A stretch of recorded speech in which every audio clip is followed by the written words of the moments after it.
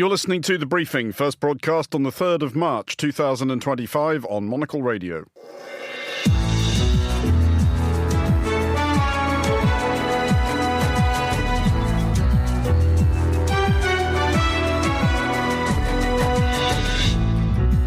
Hello and welcome to The Briefing, coming to you live from Studio 1 here at Midori House in London. I'm Andrew Mueller. Coming up on today's programme. We all have understood that after a long time of underinvestment, it is now of utmost importance to step up the defence investment for a prolonged period of time.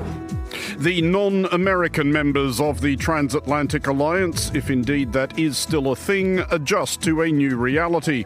Also ahead, Asia's American allies also wonder what Plan B might look like.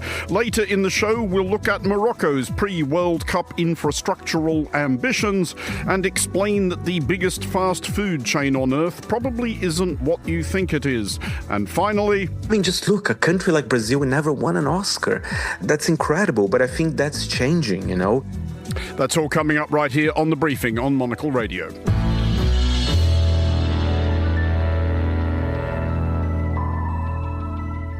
And welcome to today's edition of The Briefing with me, Andrew Mueller.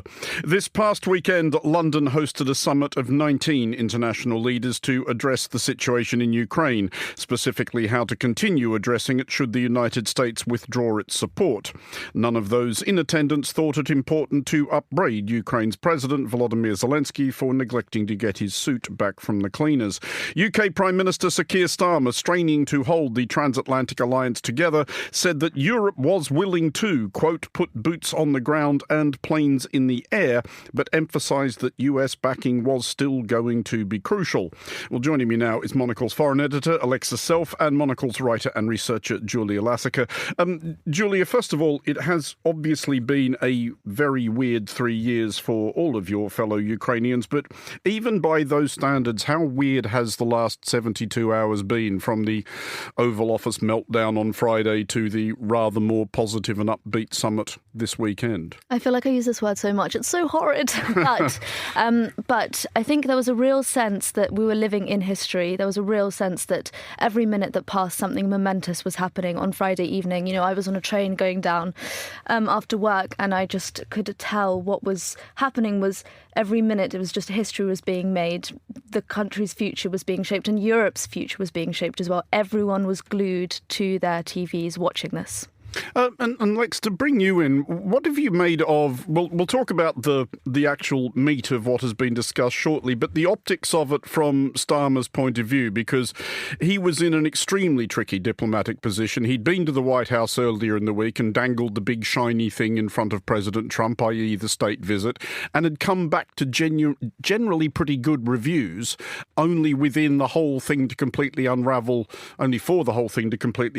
in a matter of hours. What did you make of him trying to recover ground, specifically by making sure the King was involved this weekend? Well, I think straining to maintain the Transatlantic Alliance was a good expression, because Starmer's face does often exhibit signs of straining. I think he's got quite a good poker face, usually, which is what's required in these situations, especially when dealing with an incredibly capricious US president. And then King Charles, the optics is a good word, I think, because King Charles is used as a kind of trump card by the UK government, for want of a better phrase there as well. And the King is a symbol of the British state and the British state's citizens. And I think as a symbol of the UK government and its citizen support for Ukraine, it was a potent one. I think part of the reason he was wheeled out, as it were, was an attempt to kind of balance out the treatment of Trump and Zelensky after their very public slanging match, to show that they are equals and there's no enemies here, or no one is favoured over the other. And I think in that regard, it was quite successful. I mean, to go back to the Oval Office on Friday, Julia, I'm sure that there is a range of opinions among Ukrainians about how Zelensky handled the moment, but would you say the consensus falls anywhere in particular on the spectrum between should have just bitten his tongue and dealt with it, or should have flipped the table over and stormed out? I don't think there's consensus. There's never really consensus on anything in any society. But I think, yes, there are some people who, and I think the majority think that Zelensky defended Ukraine's dignity, and he stood up. He didn't allow Ukraine to be didn't allow himself to kowtow to Trump. He didn't allow Ukraine to become an economic vassal state or whatever, economic colony of the Americans. And then there are other people who believe that he should have gone into that meeting like Starmer and like Macron, trained, prepped, ready to play the game with Trump. I mean, the performances that we saw from Macron and Starmer were just exemplary, just incredible. Their body language, the words that they were using, they were ticking all the boxes, and you could just see Trump was relishing it. And I think that obviously Zelensky had a completely different relationship. I mean, they have bad blood between them, Trump and Zelensky. And I think that also Zelensky was not being treated as an equal. He was being treated as definitely from a lesser country, not of interest. And he was expected to very much bow down. But he could have played that game, some people say. Lex, looking at this weekend's summit in London and what has been announced, Ursula von der Leyen, EC Commission President, said there will be a plan to rearm Europe, announced on March the 6th. Starmer has certainly foreshadowed here in the United Kingdom a greater stepping up of possibly direct British military involvement.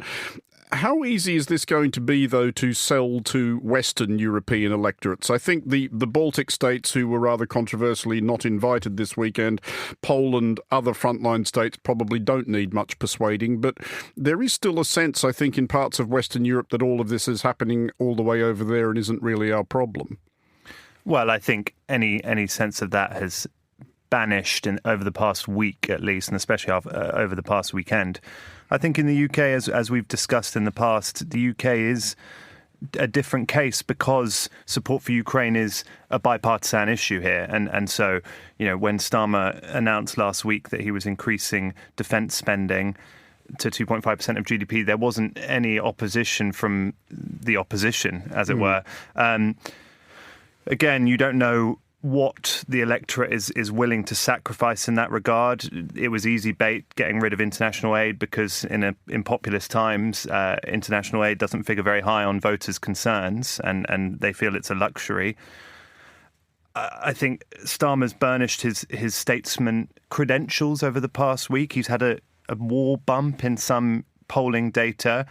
So, again, it depends how many sacrifices there are to be made and how kind of delusional the French or the UK are being when they believe that troops can actually be sent to Ukraine without perhaps US security guarantee. But I think at the moment there is almost kind of universal support, certainly in the UK, and I would imagine across Europe now, for some kind of military force or guarantee for Ukraine from Europe.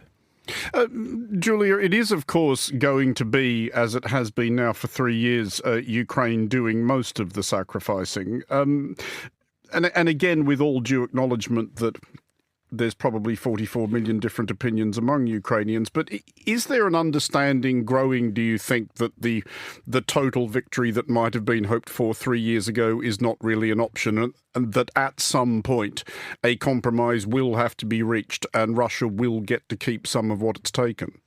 Yeah, I think the Ukrainians don't want to recognise what will be given, and they don't want to under any circumstances and in any language, give legitimacy to that. But I think there's the understanding that Europeans have to be on board with what happens now in Ukraine. We have to be realistic. Ukraine's advantages have to be taken into account. The defence manufacturing industry there is incredible. I mean, the flourishing that has had after so many decades of neglect, really, after the Soviet Union fell. And also the troop numbers that Ukraine has are formidable in comparison to basically any European army other than Turkey's. So I think playing on Ukraine's strengths, really bringing them into the European fold so that we move forward together, I think that's absolutely key. Julia Lasica and Alexis Self, thank you both for joining us. You're listening to The Briefing. Here is Anita Riota with the day's other headlines. Thanks, Andrew. Israel has blocked the entry of aid trucks into Gaza as tensions rise over whether phase 2 of the ceasefire will be enacted. Hamas has called on Egyptian and Qatari mediators to push for moving on to the second phase, while Israeli Prime Minister Benjamin Netanyahu's office has announced they have adopted a proposal by the U.S. for a ceasefire during Ramadan and Passover. Canadian Prime Minister Justin Trudeau says his priority will be protecting his country's sovereignty during talks with British monarch King Charles today. This comes after U.S. President Donald Trump's comments about making Canada Washington, D.C.'s 51st state. Paris Fashion Week kicks off today. The 9-day event will feature collections from over 100 fashion houses and begins with younger labels, including CFCL and Vaquera. The shows will conclude with Chanel's Design Studio show before new artistic director Mathieu Blazy debuts his work in September. Back to you, Andrew. Thank you, Anita. You are listening to The Briefing on Monocle Radio. Europe is not the only theatre scrambling to adjust to a reality in which the United States is at best indifferent to its traditional allies and at worst actively colluding with its traditional foes. Japan and South Korea both face dramatically rethinking their security posture should it become clear that the US is no longer the bulwark they have relied upon for decades for protection against North Korea and as a balancing factor in their relationships with China. Complicating the picture further is the fact that relations between Japan and South Korea themselves have rarely been straightforwardly amicable. Here to tell us more is Robert E. Kelly, Professor of Political Science at Pusan National University. Robert, most of the coverage of the last 72 hours or so has focused on the sort of panic and general brouhaha there has been in European capitals. How will it have landed in Seoul and Tokyo? Yeah, I think probably more angst here in Korea where I am than in Japan. Japan really is the linchpin of the position, of the American position in Asia. If Trump were to threaten that, the whole thing would unravel. Not to say that Trump won't do it, but the costs of that, the domestic costs, the international costs in Washington, the bureaucratic fight and so on, would be harder. South Korea, though, is a little bit easier to abandon, right? In part also because Donald Trump seems to believe that North Korea's dictator is his friend, which is something Trump has repeatedly said. So if one of the two countries were to beef up its defense budget in response to Trump, go nuclear in response to Trump, build an aircraft carrier in response to Trump's threats, I would imagine it would be South Korea first. Well, South Korea's acting president Choi Sang-mok, though, did speak about what he described as a new chapter in relations with Japan, and he picked an extremely significant date on which to do that. This being March the 1st, which is Korea's independence, day from Japan anniversary. Why would he have chosen that date specifically, and what do we think he actually means about a new chapter? Yeah, I would imagine that the structural context is basically what you're intimating here, right? Which is that Trump is coming, and I think that both governments have been hearing this from their people on the ground, from the think tank community, the analyst community, and so on. I was at a conference just a couple of weeks ago organized by the South Korean Foreign Ministry, and I had people from NATO there and stuff like that, and all the Americans were like, Trump is just not going to follow through on commitments and stuff. So, I think it's really starting to bubble up, and they're starting to get it right now. If Japan and South Korea are partially, or if not fully, abandoned or sort of cut loose by the Americans, right, they really do have to get along. They really do need to fall back on themselves, right? There are other democracies in the region, but they're small, they're far away. The Philippines, Taiwan, Australia is very far away, right? So Japan and Korea would really need to get along, and that I think is a harder sell in South Korea than it is in Japan. I don't know how much time we have to get into all of that. But it's complicated. But the point is that doing it on the South Korean national holiday is a way of sort of addressing that straight up, right? To sort of saying to the South Korean public, look, Trump is coming, and we got to start thinking outside of the box, and getting along better with Japan is the big step. So, they're going to address it, it looks like. How practically difficult is that, though? Are there genuine contemporary points of difference between them, or is this mostly still the excising of historical grudges? It's mostly the latter. politically today, Japan and Korea politically are pretty similar, right? I mean, they're modern human rights respecting capitalist democracies with, a reasonably generous welfare state and courts and all those good things, right? I mean, I live in South Korea and it's really not that different than living in the United States in terms of sort of the day to day. They're modernized and all that, right? The real issue is the past stuff, right? Japan was the imperialist in Korea from 1910 to 1945, and their behavior here was not great. We could get into that. Again, it's complicated. But there's deep division in South Korea about whether or not the Japanese have been sufficiently contrite about that. South Korean conservatives who want to align with Japan, against China and North Korea are willing to say, yeah, okay, the Japanese have done enough. Whereas the South Korean left is much more insistent that Japan be contrite and apologize on a regular basis. The Japanese say we've apologized enough. And then you get into these sort of back and forths, and it quickly gets acrimonious. So that's kind of where it stands. Just finally, though, how dramatic could a rethink of these two countries' posture get? You alluded to it earlier. There is polling now in South Korea that suggests that there's quite a lot of support for the idea of their own nuclear weapons. Japan, it's complicated for obvious reasons, but how far-fetched a prospect is that now? I don't think South Korean nuclearization is that far-fetched. Not anymore. In fact, I've actually written in Foreign Affairs saying that South Korea should, in fact, build nuclear weapons. I'm actually one of the louder proponents in South Korea of doing that, in part because I deeply distrust Donald Trump's commitment to U.S. alliances. I state that quite openly in my writing, and I've said this repeatedly. I do think that the next 4 years are going to push South Korea awfully close. The Americans have traditionally been the big sort of stoppage on South Korea developing nuclear weapons because we have traditionally not wanted them. I would imagine the Trump people don't care as much. So the combination of the Trump administration's disinterest in South Korean nuclearization and their sort of partial abandonment, I would guess that South Korea will have nuclear weapons in 10 years.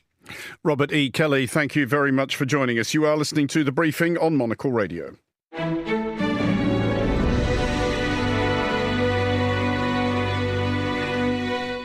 You're back with The Briefing on Monocle Radio. It is 5 years and a bit until the 2030 World Cup takes place across Spain, Portugal and Morocco. Measured against its two European partners in this undertaking, Morocco has an amount of catching up to do on the infrastructure front. One recent report anticipates that Morocco will spend north of $34 billion between now and kickoff. At least $2.9 billion of that is to be spent on trains, high-speed and intercity, founding a campaign to last beyond 2030 to double the number of Moroccan cities served by rail. Well, I'm joined now by Mary Fitzgerald, Monocle's North Africa correspondent. Mary, if we do measure Morocco against countries like Spain and Portugal, how far behind are they on matters of transport infrastructure? Considerably so. I think any listeners who have holidayed or travelled in Morocco will have seen how, particularly when it comes to rail links between the major cities, there's a lot of work to be done. And also in wider infrastructural terms, roads, particularly linking some of the remote areas, the road network leaves a lot to be desired as well. What's interesting, and you mentioned the figure that is being touted in terms of how much all of this is going to cost. In December, the African Development Bank said that it was planning to lend Morocco 650 million euros for developing transportational infrastructure. Obviously, that's a drop in the ocean of what you mentioned, the final price tag on all of this. But there is very much a sense in Morocco that, it's one thing that this will showcase the country in 2030 for the World Cup, but this is an investment for the future in a country that relies so much on tourism in terms of its economy. Has it been made clear by Morocco's government to Morocco's people, though, who is going to end up paying for this and how? Those aspects of this story have yet to be ironed out. I spent the Christmas holiday period in Essaouira on Morocco's Atlantic coast, and it was interesting talking to locals about the big push for the World Cup there, because when it comes to developing the rail network, there have been complaints in Essaouira that the town, which is a major tourist destination, very different to the other coastal resorts, but it has been kind of left out of this. So there are those in Essaouira who would like the town to be more linked up to rail infrastructure. If you look at the rail links that exist at present, you have a high-speed train linking Rabat, Fez, and Marrakesh. Recently, the Moroccans also announced that they a contract with CAF, the Spanish train producer, to supply 30 intercity trains, along with a possible add-on for 10 other units. And that contract, according to reports in the Moroccan media, amounted to about 600 million euro. But again, it seems as if that's very much to do with the major cities, towns like Essaouira that are very much on the tourist map. As I said, there are complaints that they haven't been included in this so far. Just finally, Mary, anybody who's lived in a country which is building up to host a big global sporting event will be familiar with the promises made about the lasting transformation that the expense and the hassle will occasion. How grandiose a vision are Moroccans being presented? Right now, I mean, in terms of what's appeared in the Moroccan media and public conversation there more generally, plans in terms of stadiums, obviously, flagship stadiums, and the rail development are the big kind of headliners so far. There's a lot of excitement. I think the fact that Morocco's team in the last World Cup progressed as much as it did kind of gave an extra kind of push, if you like, to this idea of Morocco hosting the tournament, and that being seen as a real kind of soft power success for Morocco in overall. Mary Fitzgerald, thank you for joining us. You're listening to The Briefing on Monocle Radio.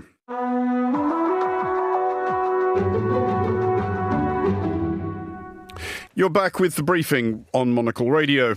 It sounds like a very specifically American capitalist fairy tale. Two brothers, entrepreneurs of modest means, open a humble restaurant in a provincial city and less than 20 years later operate tens of thousands of outlets around the world. But the entrepreneurs are Zhang Hongqiao and Zhang Hongfu. The city is Zhengzhou, and this all happened in notionally communist China. Today, the Zhang's company, Mishui Bingcheng, is valued at about $10 billion US dollars. It's just had its first day of trading on the Hong Kong Stock Exchange. Shares bounced 40%. Stu Wu, reporter for the Wall Street Journal in Singapore, joins us with more now. There's not really a secret. They sell ice cream and bubble tea for under $1. And these days, with the Chinese economy in a downturn, that's been really popular. It's a really simple menu. It's ice cream and sugary drinks. Makes it really easy to expand. And right now they have 45,000 stores, all in Asia and Australia. To put that in perspective, McDonald's has 43,000 around the entire world. I mean, it is, as you correctly point out, an astonishing growth rate that they have enjoyed. But is it just the product? Is it also, as is the case with McDonald's, for example, is there something about the way they've sold it? Yeah, I think that they're the way they've expanded their business has been really interesting. So first of all, they charge really low franchising fees. They're below average even in China. That's number one. Number two, they're kind of a logistics company. They make like 97% of their money, of their revenue, from selling these franchises their ingredients. So we're talking about the lemons for their lemonade or the ice cream mix for their soft serve ice cream. And they operate their own 34 warehouses across Asia. So that's a recipe right there. You get all these franchisees to sign up at a really low fee, and then all they do is they ship out these ingredients for their drinks and ice cream from their own warehouses. That's how they get it done. I mean, nevertheless, even given this extraordinary success, was there much surprise at the upward lurch of their shares on the first day of trading? That's a big payday for people who got in early. Yeah, I think there's two things that make it really surprising. First of all, they did their IPO in Hong Kong. It's been a dry spell for IPOs in Hong Kong for the past 3 or 4 years. So that's number one. That could signal that IPOs in Hong Kong and in China, they might be back. I think number two, this is not like a high profit, high margin business. They're selling ice cream for $1. So you just need oodles and oodles of quantity to make it happen. And people were still really excited about this. I mean, will the Chinese Communist Party be excited about this, given the amount of news that is emerging that the Chinese economy appears to be slowing down somewhat, even if you do believe the official figures relating to the Chinese economy? So I think that's a great question. I think on one hand, you have to celebrate a Chinese success story. So 90% of their stores are in China, but if you go to where I am in Singapore, if you go to Vietnam, Indonesia, go to Australia, these are all over the streets there. 10% of their stores are outside China. So this is soft power. This is you go see the Snow King Snowman mascot, and people are going to say, oh, that's a decent Chinese product. I like that ice cream. On the other hand, it is sort of an admission that, the economy is not doing so well. This is why people are flocking to this $1 ice cream and bubble tea place. So just looking a bit beyond that, is the consensus that the Chinese economy slowing down, does it strike you as a reasonably well-informed one? Is that where most of the betting is?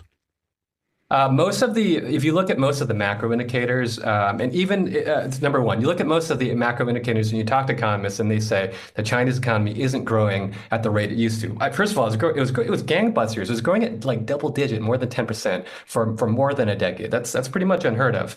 And if you look at what the Chinese government itself said about last year, it said it was 5%. So take away all the outside analyses.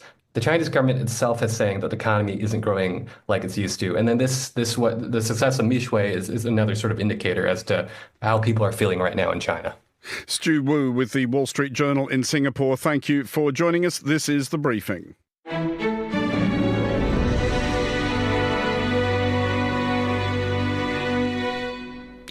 Finally, on today's briefing, last night's Oscars ceremony was a big moment not just for Los Angeles, but for Brazil, with the film I'm Still Here claiming the country's first ever victory in the Best International Feature category. Monocle's Chris Chermak caught up earlier with our senior correspondent Fernando Augusto Pacheco, who couldn't resist breaking off his holiday in the Maldives to talk about Brazil's big night. Once again, when Brazil does well in an award season, I'm on holiday, but I have to talk on the briefing about this, of course. It was a very special evening for Brazilians because I'm Still Here was nominated for 3 categories, for Best Picture, Best Actress, Best International Film. We won for International Film, and it was not just another victory. It was a historic one. The first Oscar for Brazil in 80 years. It's an incredible, it's a film that, as we spoke before, Chris, that touched so many Brazilians' hearts. It's a massive success in the country. And as you know, Brazilians are celebrating Carnival, and people are even dressing up as the actress Fernanda Torres. That just tells you something about the cultural clout of that film as well. And Fernando, as you know, I watched this film myself as well. I was reminded of my time in Berlin and kind of looking at East Germany because this film deals with military dictatorship in Brazil. So it does resonate around the world as well. Tell me about why this film has resonated so much. You're very right that it is resonating with international audiences because just look at the state of the world now. I mean, a lot of people in different countries are very concerned with authoritarianism, for sure. And this film, I think, touched Brazilians' hearts as well because I think we had a chat about this, Chris, that, of course, Brazilians know we had a dictatorship for 20 years. But I think a lot of people, especially the younger generation, kind of forgot a little bit how it was. I think Brazil, unlike a country like Chile or Argentina, they really looked back at their kind of dictatorial past. There's been a lot of conversations. Brazil had a little bit of that, but not as much. But I think with I'm Still Here, in a way, managed to break the bubble because Brazil is a politically divided country for sure. But this film, I think it's connecting with people from the left, from the right. And the reason for that, although it's a political film, it focuses in one family. if you know what I mean. Everybody, in a way, can relate. The story of Eunice Paiva, who became an activist after her husband disappeared and was never seen again in the Brazilian dictatorship. And you know, the film tells her story, you know, raising kids and kind of dealing and, you know, still looking for answers about her husband's, you know, status. Where was he, in a way? It is an emotional film about the disappearance. It is also emotional for you, Fernando, and for Brazilians in general. This is the second time that we are speaking while you were on holiday, as you alluded to, because the first time was when Fernanda Torres won a Golden Globe. Tell us more about how this feels for you. Oh, it feels so special. Although Fernanda Torres didn't win for Best Actress, she is already a national icon in the country. But when Walter Salles, you know, the director of the film, went to stage for Best International Film, I think this celebrates Brazilian culture in general, because I feel a lot of Brazilians will have this amazing cultural clout, amazing film, amazing music. But sometimes I feel I come from this country that produces so much good culture, but it wasn't kind of represented abroad in a big award ceremony like the Oscars. I mean, just look, a country like Brazil never won an Oscar. That's incredible, but I think that's changing, you know? And, you know, as I said, this could be the start of a very good moment for Brazilian cinema as well. More than 5 million Brazilians went to see I'm Still Here in the cinemas. It's not out yet on streaming anywhere, so people are actually paying to go and go to the big screen. And the film is connecting to audiences in other countries. I'm very happy to say in the UK, I think was the biggest opening for a Latin American film ever. So as you said, Chris, it is connecting with Brazil, but it is connecting with international audiences as well. And the cultural clout, you would laugh. Carnival, everybody dressing up as Fernanda Torres. And she even said in the red carpet yesterday, she said, well, if I don't get the Oscars, I mean, is there better celebration than that, to be like the most popular costume in this year's Carnival? It really does go to show how far this has spread in Brazilian culture. But just finally, Fernando, were you watching the Oscars last night more broadly? Were there any surprises for you? Perhaps one that has been mentioned here was the fact that Demi Moore did not win Best Actress, neither did Fernanda Torres. Did that surprise you? You've talked about her film a lot. It did. That's the one where I gasped a little bit, because I was expecting Demi Moore. And to be fair, if it wasn't Demi, I generally thought Fernanda had a chance. But then Anora started winning everything, started winning original screenplay, editing, you know, it won, of course, director. Of course, they had to give to Mikey Madison. And you know what?